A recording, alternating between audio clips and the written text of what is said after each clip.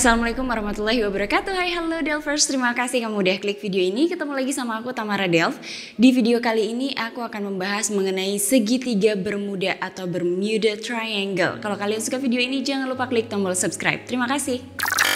Segitiga Bermuda merupakan wilayah atau daerah imajiner yang berada di Samudra Atlantik. Nah, terbentang dari Puerto Rico, Bermuda hingga ke Florida.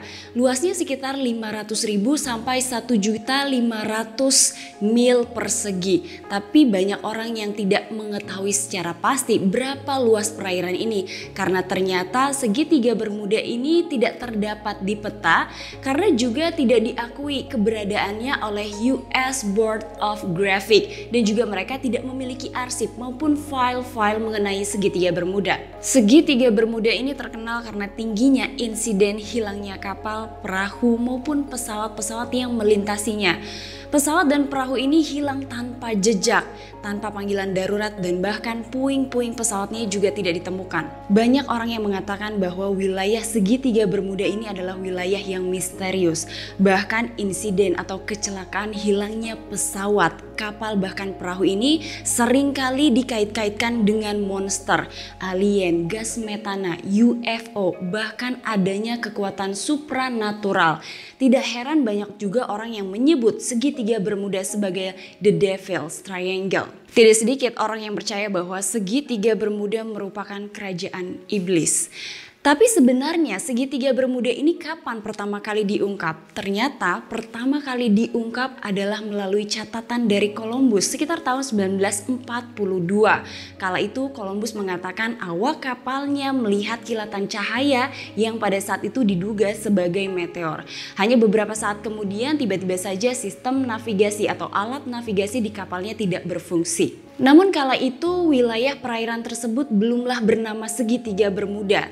Nama segitiga Bermuda ini pertama kali dicetuskan oleh Vincent Gaddis sekitar tahun 1964 menurut banyak media.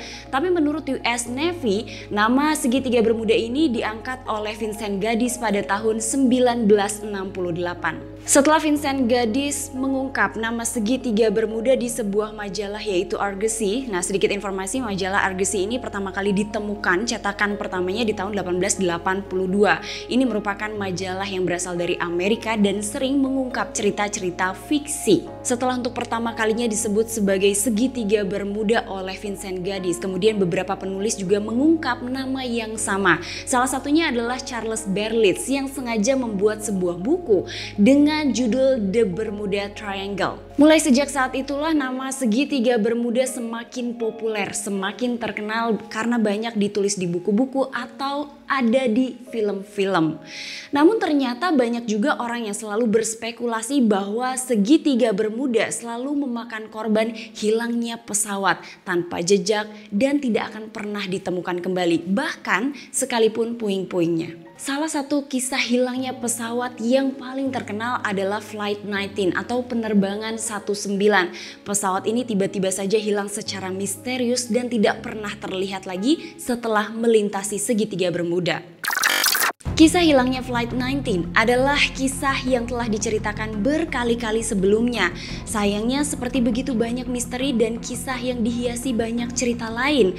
Bahkan urutan peristiwanya menjadi seperti diputar balik dari waktu ke waktu. Dikaburkan oleh ketidakakuratan sampai pada titik di mana tidak jelas lagi versi mana yang benar. Nah, kita akan coba membahas mengenai hilangnya penerbangan 19 atau Flight 19 menurut hasil investigasi dari US Navy dan juga Departemen Pertahanan Amerika Serikat. Rabu tanggal 5 Desember 1945 di siang yang cerah sekitar pukul 14.10 waktu setempat. Kala itu skuadron dari Angkatan Laut Amerika Serikat sudah bersiap untuk melakukan pelatihan. Komando dari salah satu kru diberikan kepada seorang letnan berusia 28 tahun yaitu Charles Carroll Tyler yang berpengalaman dalam Perang Dunia Kedua dan bahkan beliau memiliki 2000 total jam terbang. Mereka direncanakan berangkat dengan menggunakan 5 pesawat. Kru di dalam penerbangan ini memiliki total jam terbang sekitar 20 hingga 30 jam terbang. Flight 19 akhirnya take off pada pukul 14.10 siang waktu setempat dari Fort Lauderdale, dan mereka ini sudah menentukan jarak dan juga wilayah untuk melakukan pelatihan pengeboman tiruan yang jaraknya serta wilayahnya sudah ditentukan. Sekitar 2-3 jam pelatihan ini diperkirakan. Setelah itu mereka akan kembali lagi ke Fort Lauderdale. Pada pukul 15.40 sore waktu setempat adalah waktu ketika mereka hampir saja menyelesaikan pelatihannya.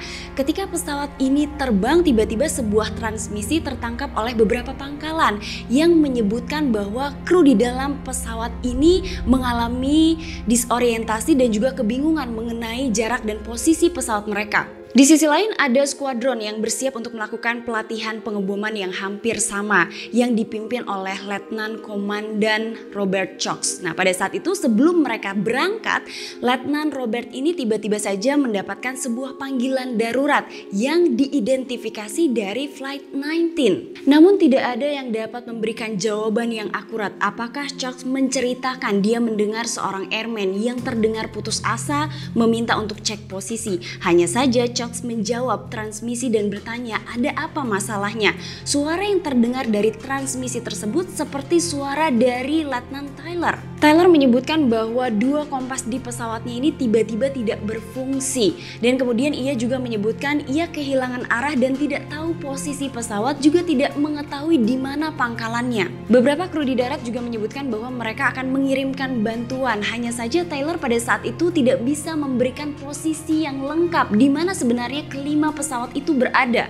Tyler mengatakan bahwa ia akan terus terbang ke arah timur laut untuk menghindari terbang di atas Teluk Meksiko. Nah, navigator di darat maupun di pangkalan juga tidak bisa memberikan secara akurat atau kepastian di mana sebenarnya posisi dari penerbangan 19 ini.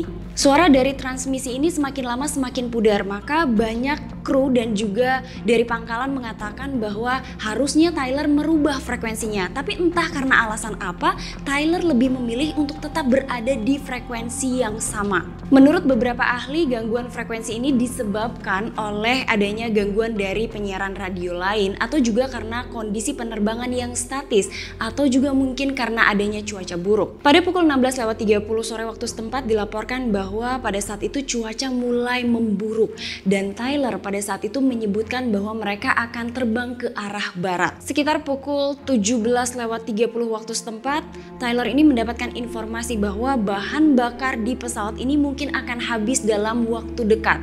Namun pada saat itu Tyler masih belum bisa juga menemukan pangkalan udaranya. Setelah mengetahui bahan bakar akan habis, Tyler pada saat itu masih tetap berusaha untuk menerbangkan pesawatnya, hingga kemudian terdengar beberapa komunikasi dengan kru yang lain, namun komunikasi itu terdengar tidak jelas. Hingga akhirnya pada pukul 19.00 malam waktu setempat, kelima pesawat ini dinyatakan hilang. Setelah skuadron ini dinyatakan hilang pada pukul 19.00 malam waktu setempat, maka kemudian Angkatan Laut Amerika segera menerjunkan kapal dan juga ratusan pesawat untuk mencari skuadron yang hilang tersebut. Salah satu pesawat yang ikut membantu untuk mencari skuadron yang hilang ini adalah pesawat Martin Mariner yang ternyata justru dinyatakan hilang setelah setengah jam take off. Sebuah kapal di Fort Lauderdale melihat adanya ledakan di langit. Nah, ledakan di langit ini ternyata posisinya adalah posisi atau jalur yang dilintasi oleh pesawat Martin Mariner. Tim investigasi mengungkap penyelidikan lebih lanjut. Ada apa dengan pesawat tersebut hingga akhirnya meledak? Ternyata tim investigasi mengetahui penyebab ledakan itu diakibatkan karena penumpukan uap panas. Nah, setelah pesawat ini meledak, bahkan puing-puingnya tidak pernah ditemukan. Pencarian oleh Angkatan Laut Amerika Serikat dilakukan sejak tanggal 5 Desember hingga tanggal 10 Desember 1945. Namun ternyata Angkatan Laut Amerika tidak pernah menemukan hasil mengenai hilangnya skuadron tersebut. Berita hilangnya pesawat skuadron Amerika ini menggemparkan Angkatan Laut Amerika Serikat. Nah, pada saat itu Angkatan Laut Amerika Serikat memberikan pernyataan dan menempatkan kesalahan di pundak Letnan Tyler. Mereka menyebutkan bahwa Letnan Tyler ini salah melakukan navigasi. Karena penjelasan singkat dari Angkatan Laut Amerika Serikat inilah yang akhirnya membuat banyak pihak bertanya-tanya, yang akhirnya kemudian menambah-nambahkan kisah yang sebenarnya tidak pernah disampaikan oleh pihak Angkatan Laut Amerika. Kisah mengenai Letnan Tyler yang menyebut-nyebut bahwa ia melihat air yang berwarna putih kemudian terjadi sesuatu yang aneh, itu pun tidak terbukti. Kemudian penjelasan mengenai adanya alien bahkan UFO juga tidak terbukti. Ini hanya seperti pelarian dari orang-orang yang tidak puas mengenai penjelasan hilangnya Flight 19. Namun ternyata para skeptis memiliki teorinya sendiri. Mereka mengatakan bahwa tidak ada kejadian misterius dan tidak ada sisi mistis dari segitiga Bermuda. Hilangnya Flight 19 ini memang disebabkan karena metode navigasi yang sulit, sehingga membuat Letnan Tyler kesulitan untuk menavigasi dan membuat pesawatnya ini kembali ke pangkalan. Namun teori itu tetap saja dibantah oleh orang-orang yang percaya dengan teori-teori liar. Mereka kemudian menanyakan, lalu bagaimana ungkapan atau pernyataan dari Letnan Tyler yang menyebutkan kedua kompasnya tiba-tiba saja tidak berfungsi. Nah, para skeptis ini menjelaskan tidak berfungsinya kompas karena memang di segitiga Bermuda ini memiliki medan magnet tersendiri yang lebih istimewa dari tempat lainnya. Percaya tidak percaya, sampai saat ini para peneliti atau para ahli masih melakukan pencarian terhadap puing-puing dari Flight 19. Mereka percaya jika mereka bisa menemukan puing-puing dari Flight 19, maka mereka akan bisa membongkar apa yang sebenarnya terjadi dengan segitiga Bermuda. Hilangnya pesawat, kapal maupun perahu di segitiga Bermuda sangat banyak. Bahkan ada juga pesawat-pesawat maupun kapal yang bisa selamat. Kisahnya sangat banyak. Kalau kalian penasaran, mungkin kita akan bahas di episode selanjutnya. Itulah informasi dari channel Tamara Delves, semoga bermanfaat. Hai Delvers, aku bakal bacain 3 komen dari video yang terakhir ya. Yang pertama aku bacain adalah dari Rifki. Saran Kak Delv, kalau yang request dikasih kolom komentar sendiri biar orang yang berdiskusi tentang kejadian di video tidak ketutup sama komen request. Nah gimana? Aku balikin lagi sama kalian ya. Terus yang kedua adalah dari Murfin Love. Kak, kakak sakit ya? Aku ngerasa suara kakak kali ini agak beda. Sehat-sehat ya kak, kalau capek kakak istirahat aja, jangan dipaksain. Nanti Delver sedih kalau kakak sakit. Aku tuh terharu banget kalau misalkan ada yang kata-kata kayak gini deh. Tapi terima kasih ya, alhamdulillah aku sehat. Dan aku juga selalu doakan seluruh Delvers selalu sehat dan dalam lindungan Allah Subhanahu wa Ta'ala. Amin. Yang ketiga adalah dari Nurul Ekayati. 29 kali menyebut tim investigasi. Ini luar biasa loh Kak Nurul, ini sampai menghitung. Aku 29 kali menyebutkan tim investigasi. Kenapa banyak disebut ya? Karena memang investigasi itu salah satu bagian yang paling ditunggu-tunggu sama Delvers. Selain mengetahui bagaimana proses investigasi dan mengetahui penyebab dari masalahnya. Kalau misalkan tim investigasi kita ganti, kira-kira diganti sama apa ya? Komen di bawah sini. Terima kasih kamu udah nonton video aku. Jangan lupa di subscribe, di like, dinyalain lonceng notifikasi, di komen-komen juga. Sampai ketemu di episode selanjutnya. Assalamualaikum warahmatullahi wabarakatuh. Bye-bye.